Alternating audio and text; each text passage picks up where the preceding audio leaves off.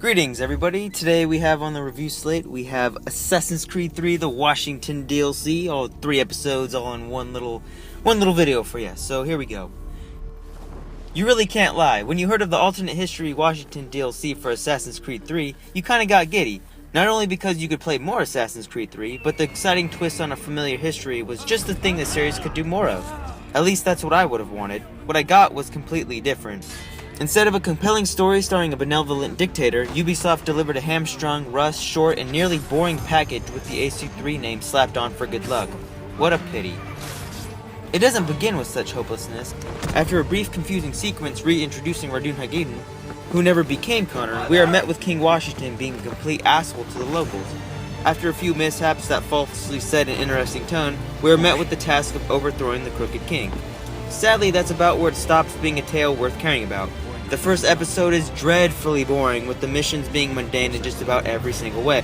Actually, now that I think about it, almost every mission in every episode is either bland or uninspired. It's all too easy to step back and say, why am I doing this? Or what does this have to do with anything? Of course, that answer is the pad-out playtime, which is odd since the trilogy of episodes is already painfully short, with nothing interesting to do on the side. Yes, that even means the side missions are terrible, if you can even call them side missions. For a poor wretch?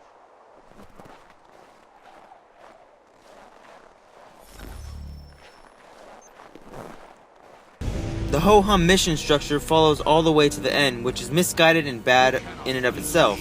I won't spoil it, but let's just say the Assassin's Creed game should be about assassinating, and not about shitty boss fights. That's all I'm gonna say. Narratively and gameplay-wise, the missions fail to do anything exciting, which is puzzling considering the new powers at your disposal. Channeling the power of the wolf for invisibility, the eagle for gliding, and the bear for extreme strength, each episode layers on another supernatural ability for Radun-Hagadin to take advantage of. However, 1 out of 3 is not a good average. Going invisible is novel at first, but the game never really calls for such actions. The screen goes all blurry anyway, and Radun-Hagadin moves at a weird clip, making this ability twice as annoying as it should be. It also doesn't feel like the game was made around this move. The bear power unleashes a shockwave and is, at best, a way to blow through the combat, which just feels cheap. The eagle power, however, picks up the slack and is a complete blast, and a sort of mix between the blink ability from last year's Dishonored and the grapnel gun from Batman Arkham City. Zipping around in this bird form never got old. It augments the existing climbing in a way that makes platforming easier, but doesn't necessarily negate the good old-fashioned traversal. My one problem, as is with most of the other powers, is that the game wasn't really designed to take advantage of any of these moves, making them feel like they were shoved in just for the sake of adding something new. Shoved might be the MO for the whole game, considering how buggy and unfinished it seems.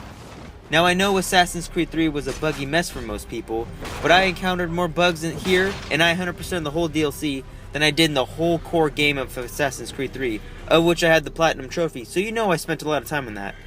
I had missions break, people wig out, character models get stuck in their T-pose right in the middle of clipping through another person, among other glitches that all pointed out how unfinished this whole add-on felt. The new visuals also were lacking. Almost every new piece of architecture, of which there aren't even that many of them, looks distinctively more bland and ugly than anything found in the root game. Even the area that I was sure would look at least somewhat decent was hiding behind the guise of being incomplete within the game world. Sloppy save, Ubisoft. While I applaud Ubisoft for going in a new direction with this DLC, the execution was shockingly flawed. Fighting and climbing are still there and fun, but the short length, vapid story, various bugs, lack of extra content, and lame mission structure all hold this DLC back from the greatness it could have achieved. If you absolutely must see what happens, YouTube might be a great help, but other than that, save your $28 and think of an alternate history where this DLC is actually worth your time and money. Alright, I gave this DLC a 5.5 out of 10.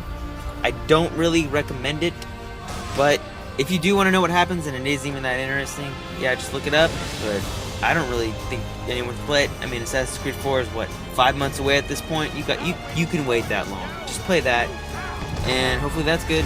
Alright, and that kind of sucks this DLC wasn't good, but if you want to read the whole written review, it's on the site.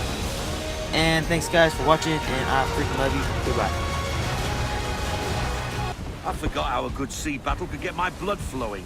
Sail around, attacking ships. That's the life. I know that feeling. It seems to run in my family. Your father was a seafarer then? My grandfather, Edward, he sailed with a rough crew. Or so I am told. For the king? For himself. But that is a long tale for another day, Mr. Falk. Pre-order now for the GameStop edition. Includes exclusive in-game Slow content. down, lad. Mine. Pre-order at Don't GameStop shoot today. the mine.